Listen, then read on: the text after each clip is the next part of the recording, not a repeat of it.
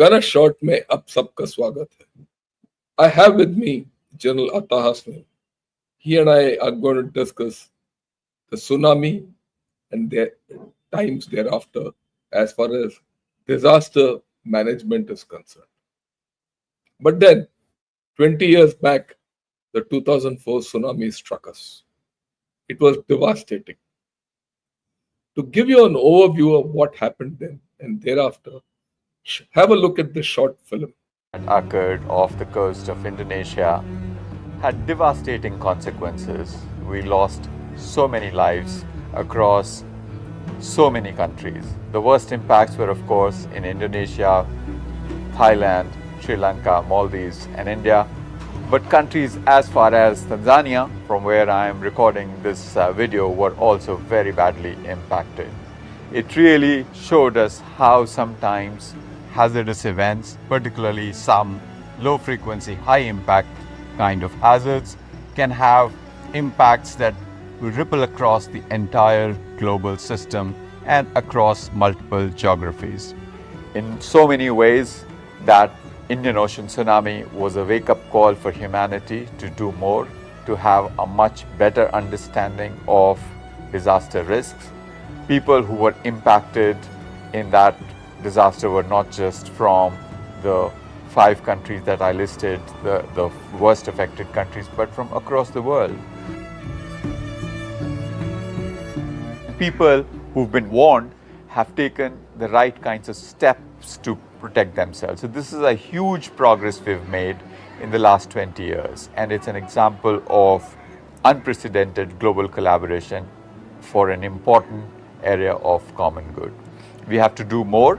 We have to continue to keep the awareness of tsunami risk high, because tsunamis do not occur frequently, but when they occur, their effects can be devastating. So it's really important that we do not forget the 2004 Indian Ocean tsunami and continue to do everything we can do to protect ourselves, our children, our future generations from the impact of future tsunamis. Thank you. That was about the 2004 tsunami. But disasters have kept happening. And the question at hand is, have we done more, as it was pointed out in the movie, and have we done enough? But before that, there's something else I want to put across. Tsunamis and security have a direct connect. Whatever you do for the security of the nation, almost the same capabilities are required for handling disasters or a tsunami of this kind. That's the first part. The second part, this tsunami of 2004 was a catastrophic event for many people and many nations. But in this catastrophe, there was an opportunity for India. And India rose to the occasion. The Indian Navy and India went out to the seas despite its own losses. And it was only the Indian Navy and the US Navy which were there to provide succor to those who were devastated.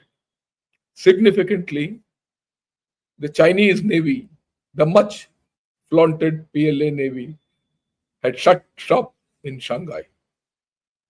And that was when people decided or came to know the innate capability of India.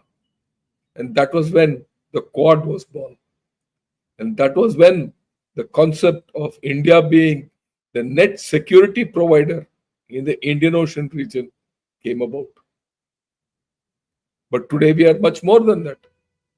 Whether it was the Wuhan virus or the Ukraine war or the Turkey earthquake or the Nepal earthquake, we've been there, we've done more. And more importantly, we've done enough for ourselves. But I'm not the person to talk about this. In fact, I'm hardly qualified.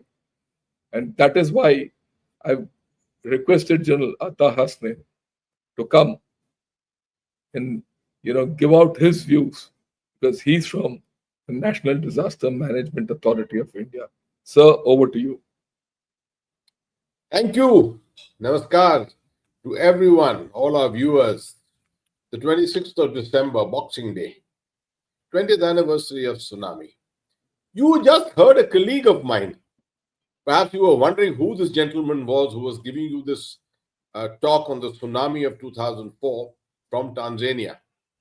That's none other than Mr. 𝗤𝘁𝗄𝑺, who was till May my colleague at the National Disaster Management Authority, and thereafter was selected. He's a disaster management specialist.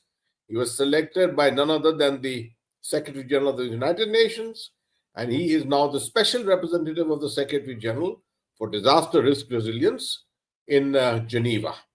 And he does this job internationally, all over the world, right? He is really one who really knows this subject extremely well. Now, coming to the current subject here today. Today is the 20th anniversary of this. I just come back a few days ago from Andaman and Nicobar Islands. I was invited by the headquarters Andaman and Nicobar Command. As you are aware, that's the only joint services command of the three services. And they were conducting, and they had conducted a event, a seminar for 2 days. Frankly saying, I have for many years not attended a better seminar. It was a seminar with a heart.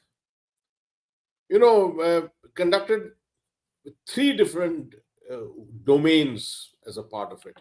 The first part of it had a lot of people who were tsunami survivors from 2004, from the 𝗤𝗏𝗏 Island, from the Andaman itself, from Port Blair.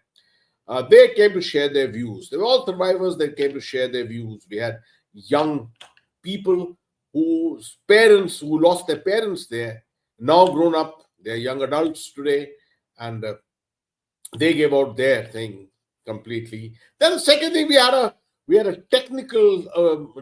a set of technical discussions in which I gave out the keynote, and we had many other professionals there to talk about tsunami in general and disaster management otherwise.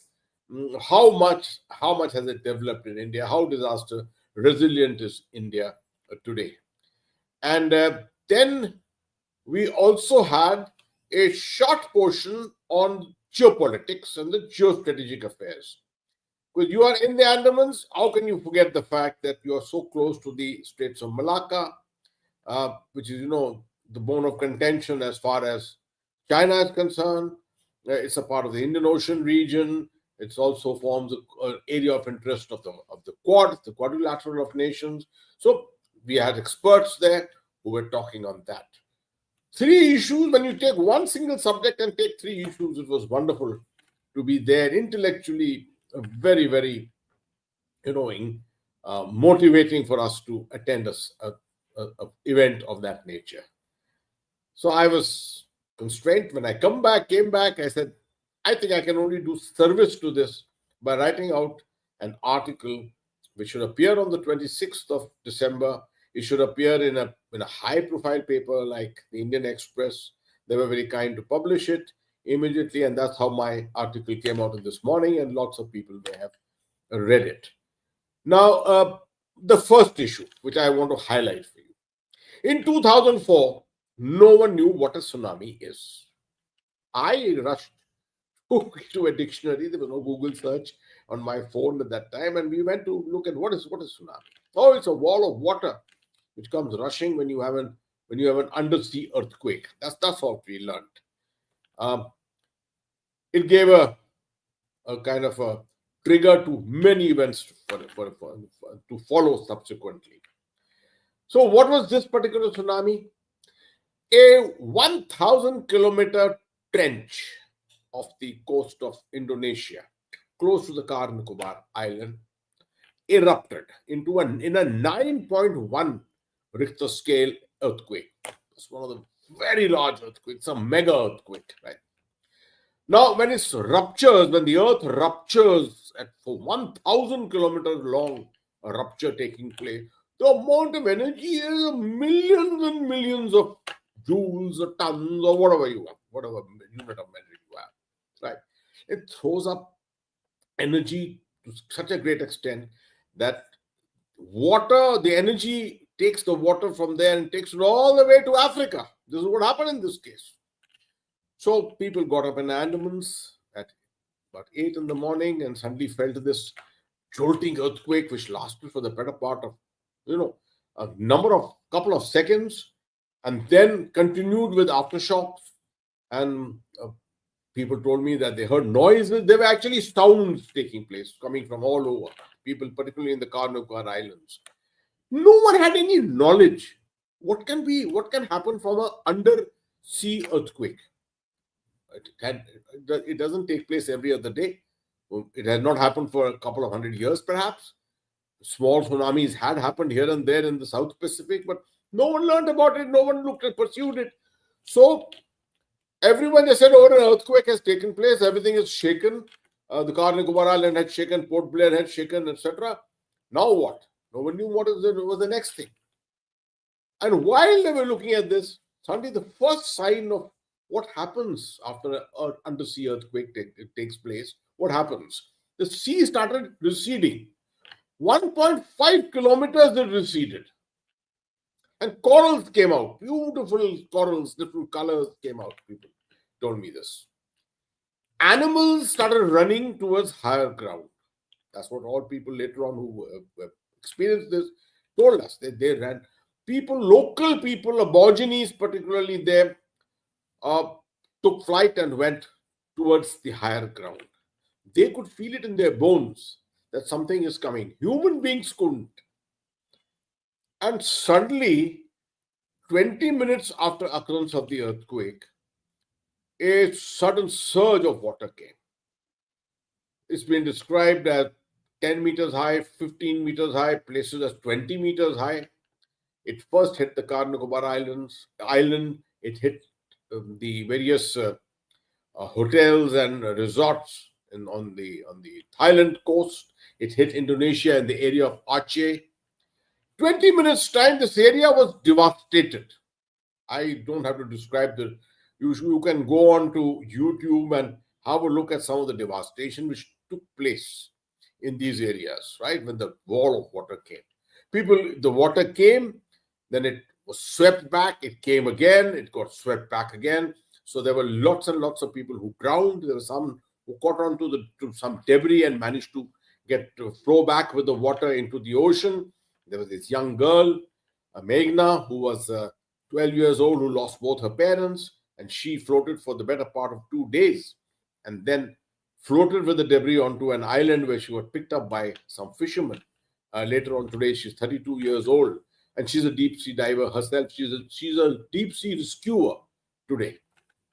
So that's the kind of thing which happens. Now, that's not only in the Andaman Islands.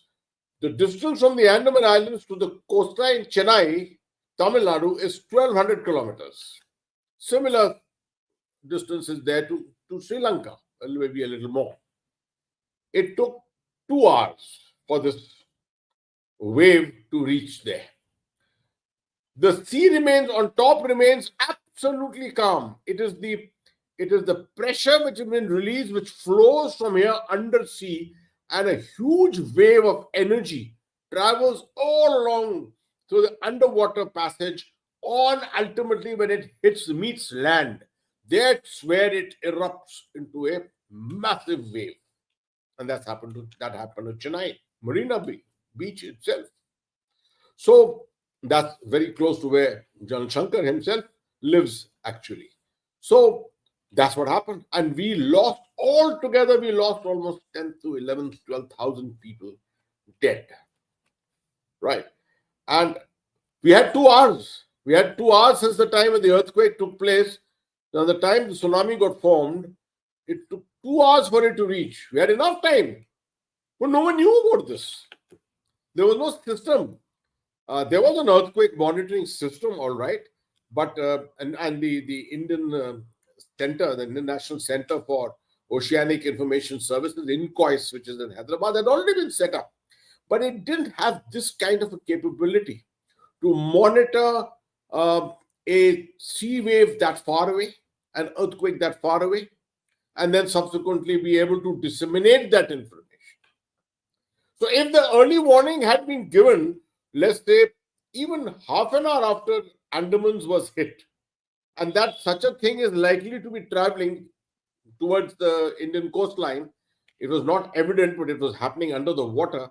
But if a tsunami center was there, it would have automatically perceived this and would have warned the coastline. All the villages could have been evacuated. People would not be moving around on marina. People would have moved back. You wouldn't have had this loss of life. So that's the first thing which we need to know, that after this, one of the first things that the government of India did was to set up an Indian Tsunami Early Warning Center, ITEWC, as a part of INCOIS. Right? Today we have that capability. We have that capability, and we are giving warnings to 26 countries in the Indian Ocean Rim, IOR area, right? Complete. Recently, we've given it to Mozambique, right? And we are also actually giving warnings even to up as far as the South Pacific, but specifically more to 26 countries in this area. If at all an earthquake takes place, then we have the capability to monitor a tsunami and give them that necessary warning and tell them which is the area which is likely to be affected most, which is going to be hit by what size of the tidal wave which will come and hit that area. Now, I may be taking a step further to increase your confidence. The government of India is working. Government of India means, in this case, the National Disaster Management Authority is working on a early warning dissemination system. So this is the information provider. INCOIS becomes the information provider. And now we have a system which is called the Common Alerting Protocol, which means that if INCOIS tells us that this wave is going to hit from so-and-so point in Odisha to so-and-so point in Tamil Nadu, we can draw a polygon on a GIS map which has this area. All the mobile numbers in that area will get captured. We draft a message. Let's say the Tamil Nadu SDMA, State Disaster Management Authority, drafts this message, drafts it in Tamil, drafts it in Odia, the Odisha Disaster Management Authority, any other languages, and then puts this out. This message will go as a mass message and reach the mobile phones of everyone and tell them to take the necessary precautions, immediately to move out, etc. Alarms will go along the coast. Now, what you'll be happy to know is that today there are 24 disaster-ready villages, tsunami-ready villages in Odisha. The intention of the government is to make sure that all the villages along the coastline which are likely to be affected by a tsunami are all made disaster-ready, which essentially means you must have an alarm system. You must have a system by which that area you start getting some kind of blaring sirens, right? You must have routes marked out to where you should go to higher ground. You should have permanent kind of accommodation built there for people to be able to go there and stay for some time if that their area is inundated. There are roads and etc. to be made there. Electricity, etc. will continue because all cabling has been done underground. So this is how you make an area disaster resilient. I agree, we have not reached the end of the road as far as we're doing this is concerned. Odisha is well ahead, is doing it well, been recognized internationally by UNESCO, by everyone else, that Odisha is doing a very fine job on it. Tamil Nadu is doing similarly, right? So there is a tremendous amount of readiness for this. More important than all this is the fact that people now have the knowledge and they know what is a tsunami. So they know an 8.5, 8.2, 9 Richter scale earthquake has taken place. It's been announced on the radio, etc. has taken place in so-and-so area. They know it. We could be hit. Now they will take the necessary precautions against it. So this is a very fine thing which is developing. It's not only on the eastern coast. We are similarly developing on the western coast also. Although there is no sort of possibility immediately, we are not aware of any major trenches, any seismological sensitivity in these areas. But if it happens, God forbid if it happens, then we should be similarly ready on the West Coast. Now, having said that, let me add one more point here. It's important for confidence building of India to know that the tsunami was the last of the cascade of 3 disasters.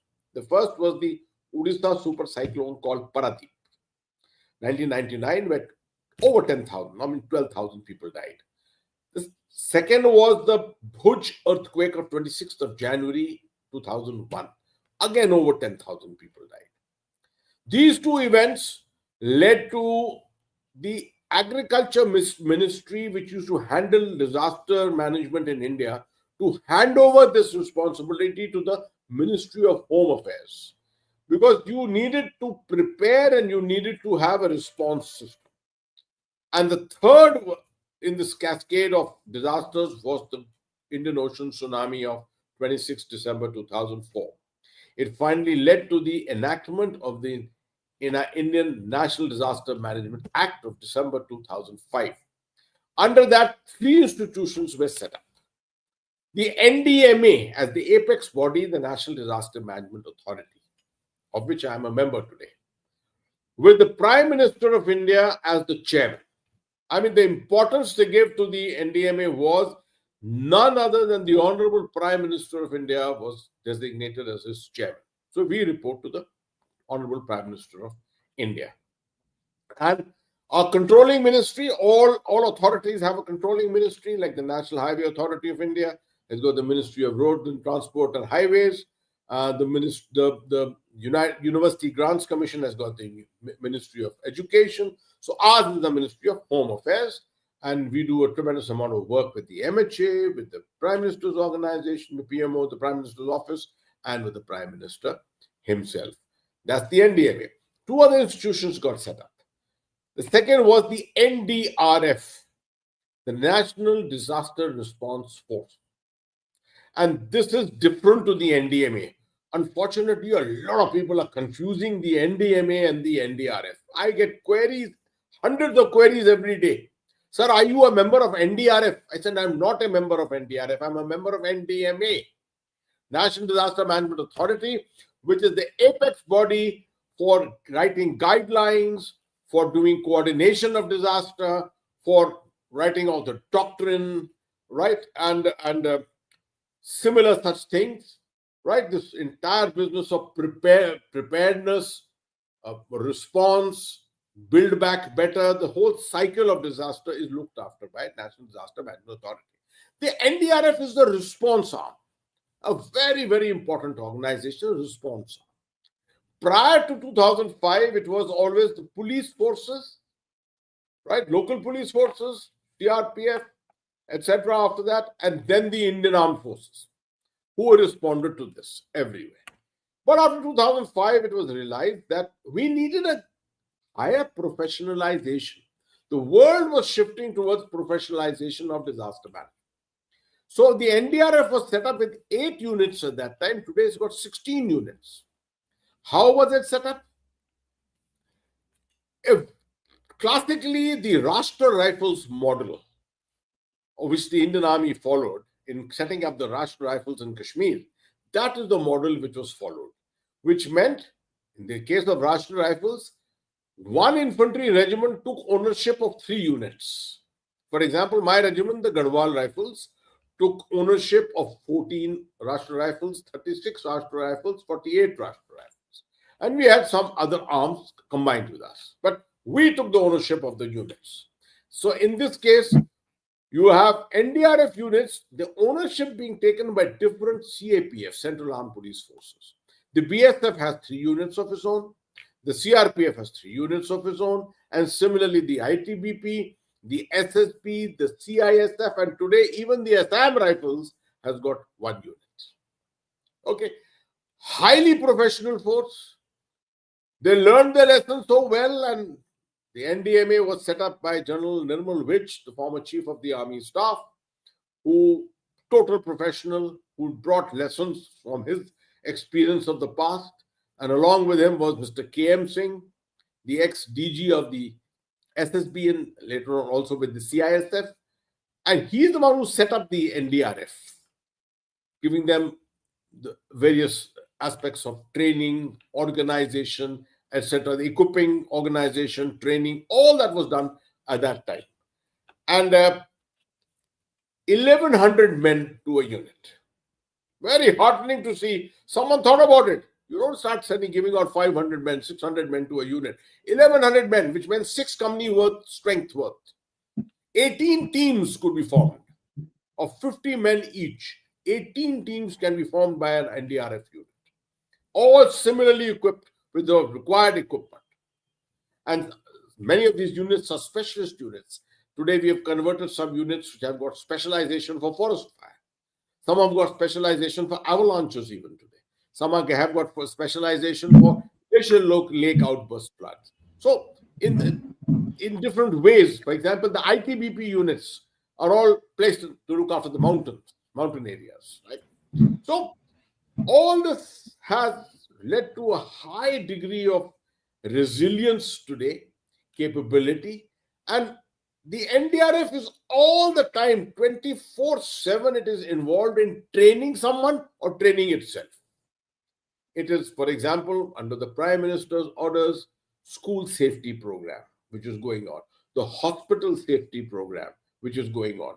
The NDMA has been tasked by the Prime Minister of India that we will undertake training to make sure that all the nuclear power projects, 8 nuclear power projects, are safe at all times, and that if there's a requirement of a response, then the off-site. If there's an on-site disaster, of course, the plant looks after it, but if the off-site part of it, the effect on the areas around, we are the ones who ensure that the response part of it is practiced and rehearsed from time to time. I'm telling you all this because I think it is necessary for the people in India to know that, you see, it's a matter of interest. How much of interest there is in issues such as this. Everyone imagines that disasters can only hit the neighbor. It can hit someone else. It can't hit you. That's human perception. We all believe we are safe. किसी और को लगेगा. वो किसी और को can be you one day.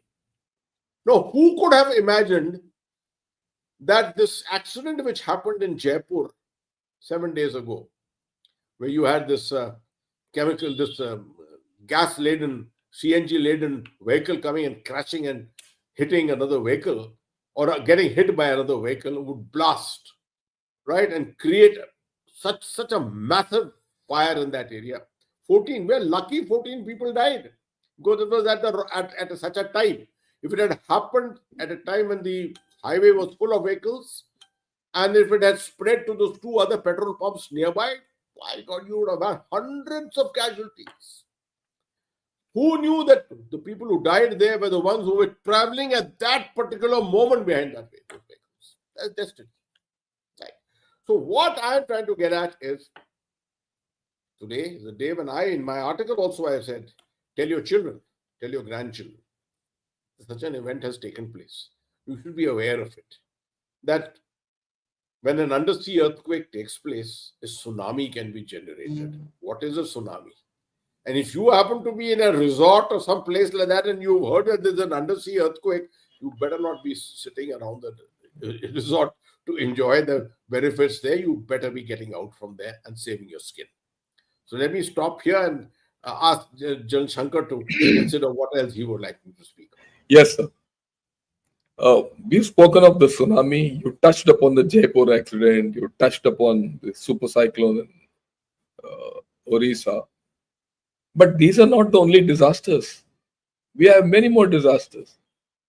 Few years back, we had the couple of years back, or last year, we had the glacial outburst in Sikkim. Something which you never thought of. Then we had this case of a tunnel collapsing, and where people who were working in that got trapped. You had mudslides coming in where people got, just washed away with the mudslide like a tsunami. But the only thing is full of mud. You're just trapped under it and you're tied. So disasters come in many forms. While the nation does what it has to do.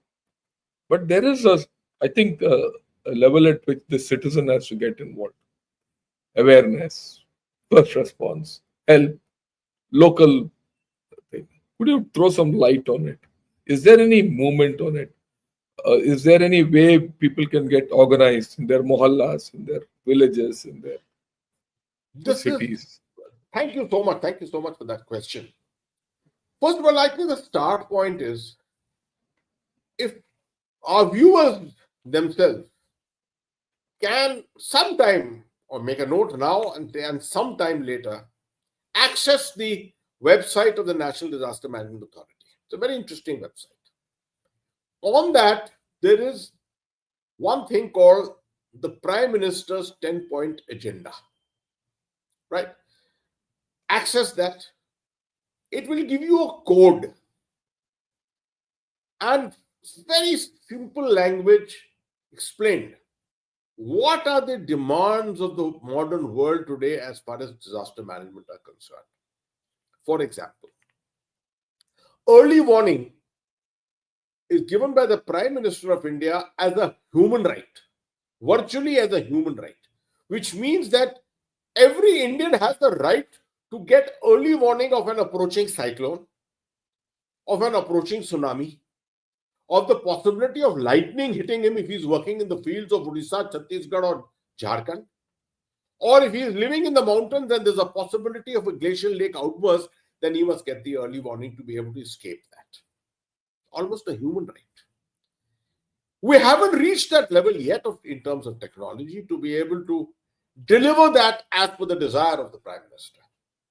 But the NDMA and the scientific community of India are working very intensely on this. For example, the IMD can give us 5 to 7 days notice of cyclones. We can get a tsunami warning. Today, you can get 1.5 to 2 hours of tsunami warning, at least in the eastern coast, if something has happened near the Andaman Islands. 2 hours of notice can be given out, which is a fair amount of notice. A glacial lake outburst, you can, if you follow the procedures and follow the available technologies of early warning today, you can give up to a 25 to 30 minute, maybe even more warning for that. Lightning, we can give a 45-minute warning to people of that area and have sirens blaring in that area where lightning is likely to strike. All this is happening. The second of one of the other principles in the 10-point program is technologies for all. We need to have technologies building up all the time to give us early warning, give us resilience, how to overcome these disasters. I can tell you that this morning itself, I had 4 companies, technical companies, coming and giving us presentations in the NDMA. We are always ready, waiting to listen to people. Come, give us a presentation. We'll see what is the worth of what you have to offer. We'll analyze it, we'll check it and see, can we apply this somewhere? We'll put you across to the state disaster management authorities across in the states, or to someone else to see if your technology can be made use of. For example, if you've got mapping technology. Now today, mapping is a very, very important aspect. If you've got data, you've got the ability to mine data, right? Artificial intelligence. You've got drone technology with you. There's so much which is happening in this domain. All that can be made use of for various aspects of disaster response or disaster readiness, right? You can imagine that one of the points which the Prime Minister has given is gender sensitivity. Now, where in the world you talk about gender sensitivity in these situations? But here the point exists that in disaster situations, the people who are most affected are first the women. They are the ones who are running the households. They are the ones who are looking after the children, right? They are the ones sitting at home. Others are outside perhaps. They get affected very fast. So we must cater for their escape. We must cater for their rescue, search and rescue, etc., etc. That's the degree of sensitivity in which this 10-point agenda has been created. Then create a network of universities. Knowledge is the most important thing. If you can proliferate knowledge on all this, because as per normal academic pursuit, where will disaster management come? Hardly in anything in priority. But Now we are looking at, for example, the UP government has included it as part of the syllabus from, I think, KG till class 12. Every single class has got something on disaster management. It has been incorporated in all the textbooks out there. So knowledge is a huge thing. So what I'm trying to tell you is essentially that ways and means to gain knowledge is extremely important. And then proliferate it. Now, I look at Delhi, and I think one of the finest ways of proliferating knowledge, proliferating early warning, telling people what could possibly happen and educating them on what measures they should take is through the WhatsApp groups of the various housing societies, the resident welfare associations, the RWAs. RWAs are very strong. They've got their own WhatsApp groups everywhere. Every society I've lived in, there's been an RWA with a WhatsApp group. Now, what do you do on that WhatsApp group? Discuss servants, discuss contributions for melas and for some other functions, etc. Once in a while, use it. Once in a week, use it to education. It's a very, very powerful tool. And it will save lives. If you can tell people how to look after their during Diwali, to how to take fire precautions, right? To make sure that there's no fire. Otherwise, you find in India everywhere, high-rise buildings, invariably one fire will take place somewhere or the other. You are risking life of so many people. So this is the manner. Networking, knowledge management, and knowledge proliferation is one of the finest ways of saving lives anywhere. So having said this, I thought I must also just tell you that for your confidence building, there are lots and lots of programs which are going on at the moment as far as the NDMA is concerned. We've got a lightning mitigation program. We've got a heat wave mitigation program going on. We've got a landslide mitigation program, a forest fire mitigation program. All kinds of programs are being laid out at the moment. India is a vast country. We may not be able to touch base with every place, but specifically certain areas we are trying to touch something or the other to bring it to the benefit of the people in some way or the other. Our research and development, which is continuously taking place at the NDMA with different organizations, the work which is going on with many civil society organizations, etc. And the last point on this, since General Shankar has brought in the issue of glacial lake outburst, let me tell you, we have got 7,000 lakes which are vulnerable. Out of them, 119 have been identified which are highly vulnerable, right? Mostly you will find who is deployed in these places, the armed forces, right? It's the Indian Army, which is deployed, or the ITBP, right? After the raising of the NDRF, somehow a perception got created that no longer is this the responsibility of the army now. Now it's all NDRF. They are all geared up for it. They have got the equipment. They're trained for it. India is too vast for 16 units to cover it. How can 16 NDRF units cover India? The Indian border, look at the northern border. Even 50 units cannot cover the northern border. So we have to have a contribution from our Indian Armed Forces, which includes the Army, the Navy, the Air Force, the Coast Guard, all of them. All the CAPS, state police forces. Now, the uniformed forces have got a special responsibility to ensure that they train themselves, make their men aware, and when the need arises, they should be able to rise to the occasion. And it's happened many places. The ITBP did a great job in North Sikkim. The army itself has done a great job in Sikkim itself. In the Chamondi disaster, the army did a great job. And you just saw what happened in Wayanad, where the army set up that bridge in record time. We have been doing from the NDMA side, what we have been initiating is jointness. How to bring the armed forces, the disaster management organizations, the police forces, the various agencies like the IMD, the Central Water Commission, and the DGRE, etc., together on one platform to everyone to have a learning process. We've done a couple of exercises together, and this is the way forward. Civil-military cooperation, civil-military fusion. At the end of the day, if you have done all this in pre-disaster times, when disaster hits you, you will automatically respond. You saw what happened in the 𝗒𝘃𝗍𝘂𝗏 tunnel rescue. We had 30 agencies working together and all working in first absolute perfect tune with each other. And at the end of the day, you saw the success which was gained. So at the end of it, a well-oiled machine is what is disaster management, the requirement of disaster management, and the maximum cooperation and coordination that you can achieve can actually afford that. Thank you, sir. I pick up a cue from what you said. India is too vast.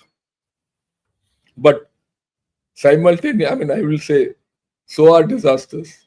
The kind of disasters which come, the shape, size, and everything is also, it's beyond imagination. So while a lot is being done at central level, at the national level, but I think there's a lot which is required to be done at the state, district, and taluk level, right? And most importantly, while a lot of people are looking, at mitigation, isn't there a case for us to be made disaster aware, specific to your locality? And a thing goes, for example, if you're going next to a chemical factory, people should know that, look, there's a disaster waiting to happen in this chemical factory, besides everything else. And people are aware of this because, like you said, if you're aware, you'll save yourself. And simultaneously, isn't there a case for some kind of preparation, right down to a household level, as to how do you prepare for a disaster? You never know what kind of a disaster hits. And let me tell you, why am I talking? For the past 3 years, I've been a victim of cyclones. All of us in Chennai and Tamil Nadu coast have been victim of cyclones, and we've discussed this just about 3 months back. Right? Every time the same thing comes, look, I don't have an emergency light in my house. I don't have food in my house. When trees start falling, I can't go out anywhere and I'm stuck.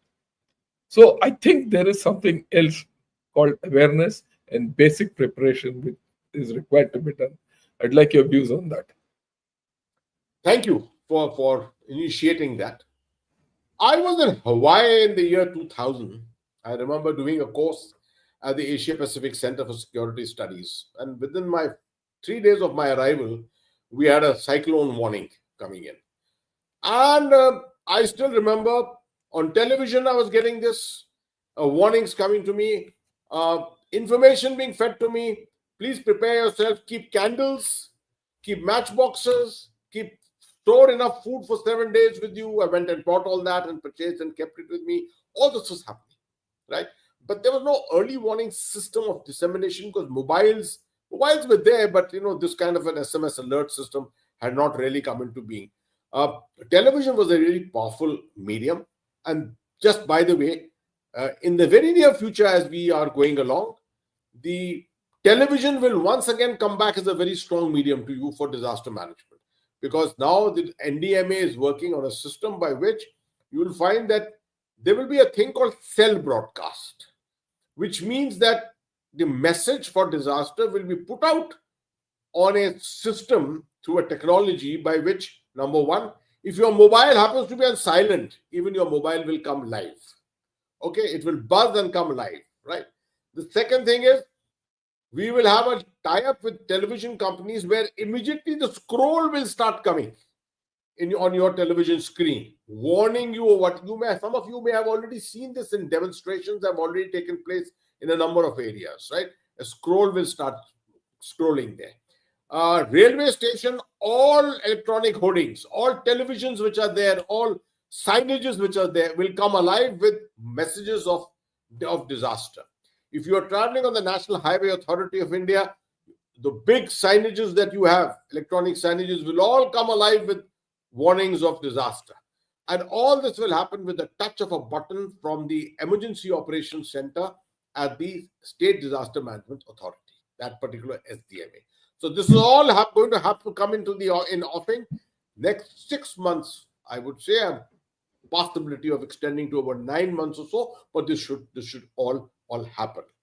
Having said this, the SDMAs are a very important. You see, ultimately, disaster management is not the responsibility of the NDMA. The execution of it is the responsibility of the SDMA. Right? We are the ones who make the guidelines, the policy, the budgeting. We provide the budgeting for it, etc., and we coordinate. We do a lot of tremendous amount of coordination between different agencies, absorption of technologies, and things like that. But the actual execution, handiwork of execution, is all done at the State Disaster Management Authority. We've got some very powerful SDMAs in India. The Odisha SDMA, the Tamil Nadu SDMA, the Gujarat SDMA. These are very experienced SDMAs. The Kerala SDMA. They've all experienced disasters, very serious kind of disasters, and have come out the winner in almost all those cases, right? The events, big events, the Amarnath Yatra. We do mock exercises, at least 2 mock exercises for the Amarnath Yatra every year, right? We are now in the process of doing everything for the Mahakumbh, which is commencing on 13th of January. Even as I talk, tomorrow there's a mock exercise of Mahakumbh in the Preparedness. So part of my team is sitting there at the moment. On the 3rd of January, we have the second mock exercise. I shall be there personally to oversee it myself, right? So this is something which keeps on happening. It's not necessary for you to know it, but it's necessary to know it to that extent that it builds up confidence in you, that there is someone somewhere sitting taking stock of all this which is there. But consciousness, you see, you as a citizen of the country can contribute tremendously by being conscious all the time about this. If you are not conscious and your families are not conscious about it, you tend to get stuck in very, very awkward kind of situations. If you're gone for the Mahakumbh, then prepare yourself.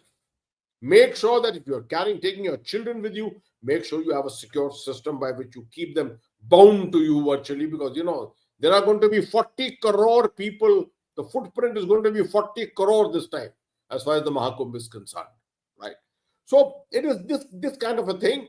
You train yourself in simple first aid. Understand the basics of first aid. It's always good to educate your children as they grow up. By the time they reach class 8, 9, 10, they should know the basics of first aid, if nothing else, right?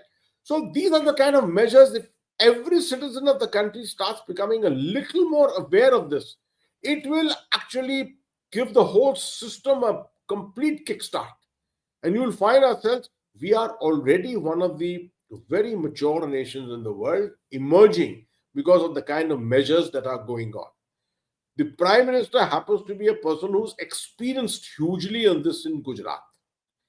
It is he who got the first Disaster Management Act of India in a state passed, Gujarat. And on the basis of that, the National Disaster Management Act of India was passed by the Parliament here. We've just had a review of the National Disaster Management Act. If you've been following the media, and you would have seen that one of the very important things which has emerged is that so far you had NDMA, you had the SDMA, and you had 750 DDMAs, District Disaster Management Authorities. Now, once this act is passed by the Rajya Sabha, it's not yet been passed by the Rajya Sabha, then it will become mandatory to have disaster management authorities down to the municipal level. Every town and city will be required to have its own disaster management authority. And therefore, it will get, it will go down to a greater level. Proliferation of knowledge, capability, funding, etc. will all go down to the lower levels. So all this is in the offing, and hopefully the last point which I want to make on this is that we are conscious of the fact that a tremendous amount of infrastructure is coming up all over India. In the last 10 years, our airports, we have got 3 times more airports in India almost. The number of aircraft which have been acquired by India has doubled and more than that.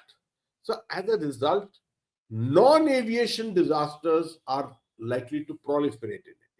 We are not concerned about aviation disasters that the Civil Aviation Ministry or Civil Aviation Department looks after.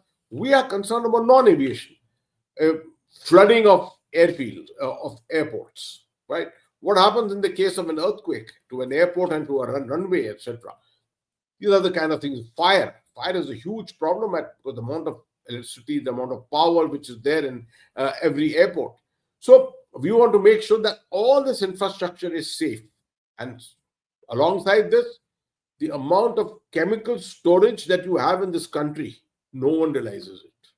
The amount of chemical storage, and particularly in the port cities, the ports areas. I don't have to remind you about what happened to Beirut, right? We don't want something like Beirut happening in a port city in Gujarat or Odisha or some place like that. So this is something that we are taking stock of. Almost everything that you can think of in the world of disaster is being given a look today. We are still not right there to make India completely disaster resilient, but I can tell you a lot of work is happening from the government as far as this is concerned. Yes, so I think that was very nice that you put across what's happening and what people need to know. I'd like you did mention that India is one of the very advanced countries in terms of disaster management and disaster mitigation and relief. How do you think we need to use this capability to be the net security provider of the Indian Ocean region? Because like I said, security and disaster go hand in hand. And are we doing enough about it? This is not more, this is a question which people need to understand. This is a very important question, and in a very brief moment, let me just outline this for you. We are doing a tremendous amount of outreach, a lot of training with the regional organizations, with the state, with the disaster management authorities of Nepal, Bangladesh, Thailand, Sri Lanka, and things like that. Mostly tabletop exercises. In some places, we are actually having physical exercises also. Wherever there is an HADR, international HADR opportunity like the one which rose in Turkey, our response was perhaps the fastest. There was a time when if you remember, Jan Shankar, zamana tha, let me speak in Hindi also, zamana tha, jab कहते थे कि भारत का जो response है United Nations को कुछ force भेजने के लिए तो हमको 8 महीने लगते हैं, बांग्लादेश का तो 7 दिन में हो जाता है. Today we are the first responders on international HADR. Turkey सबसे पहले हमारे ट्रूप्स पहुंचे, both NDRF and our 60 parafield ambulance or both parafield hospital, both were the first to reach. Important thing, they reached there absolutely self-contained. कोई diesel नहीं मांगा, कोई तेल नहीं मांगा, कोई खाना नहीं मांगा, कुछ नहीं मांगा. We just went there, plonked and started working. That is the kind of response you need. And this is what we're trying to provide as you say, as a net security provider to the region complete and beyond the region into the Indo-Pacific complete.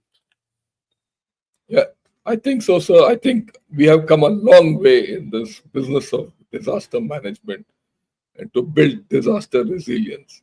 In fact, my own personal view is that in this region and probably in the world also, we are far more disaster resilient than we can think. It's not only a matter of responding to disasters, we've even responded to humanitarian disasters and evacuated our people from all over the world, which I think no other country has been able to do so far. I'd like you to spend a couple of minutes on this and then we'll take questions. Yes, there's no doubt. And I think one of the champions of this has been our former Chief of the Army Staff, General V.K. Singh, who as a Minister of State in the Government of India has led this personally from the front. And that actually just exemplifies the frontline leadership of the Indian Army.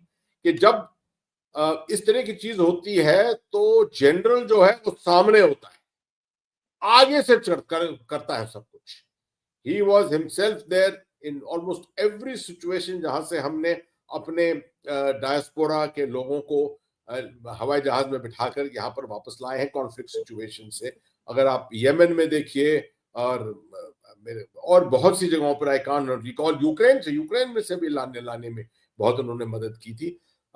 And so this has been something that we have been very good at. I think this is a very good message and international reputation to Bharat ka iske wajah se bana hai, looking after your citizens. Whatever, irrespective of where you have traveled, the government of India will go and pluck you out from there and bring you back if you are in trouble. That is the message which has gone home very clearly. Yeah, thank you, sir. I'd like to tell everyone who's watching this, please give this video to all your friends and family members and ask them to see it. Ask them to spend this 1 hour of listening to what General Hasnain has said to you, all of us. Because one day it could be his, her, or your life. Like he said, we all think that the neighbor will die, or a person in the next village will die, or in the next road which will die. You never know when the tree is going to fall on you during a cyclone. It all takes just one tree to fall on your head to die. It doesn't take long. Or an odd line to come down to go. And you need to go through this problem once or twice in your life to know what disaster is. I have gone through it. As recently as last year, 4 days without electricity, without water, without anything. We survived because I was a 𝗣𝗲𝗿, prepared, self-contained, like what he said. Okay? Long back, I am going back now to 84. 84, Chennai had a cyclone in which it took my houses up to first floor were, in water. I've gone through that and I understand what he's saying. And from then to now, I am prepared for my own disaster to save me, my family first, because your first response is to your family. And thereafter, once your family, everyone is safe, you start helping others if you can. If not, just save yourself and be happy and don't become a burden to others. That's the first thing of disaster relief and management at individual level. Don't wait for the government to come. The government might not come. It is not because they don't want to come. It is because they can't come. It is beyond human capability for them to come. I'm now talking as an individual. I've also handled Bombay in disaster as a GOC of that area and in Bombay. So there are limits to what the government can do for you. You have to do it for yourself. So insist on all of your friends to see this video. All I'd like to tell everyone is, again, ask every chap whom you know, your friend, philosopher, guide, your family, your wife, your children, to sit through this video because it's their life. Okay, that's more important than Pakistan or China or, China building a dam or whatever. Okay, the world will remain. Whether Narendra Modi becomes the Prime Minister for the 4th time or not doesn't matter. But the disaster will come irrespective of that. So I would suggest, educate yourself and save yourself. That's first. Family first, self first. If you don't live, your family will have a problem. If your family and all don't think, you can't help your neighborhood.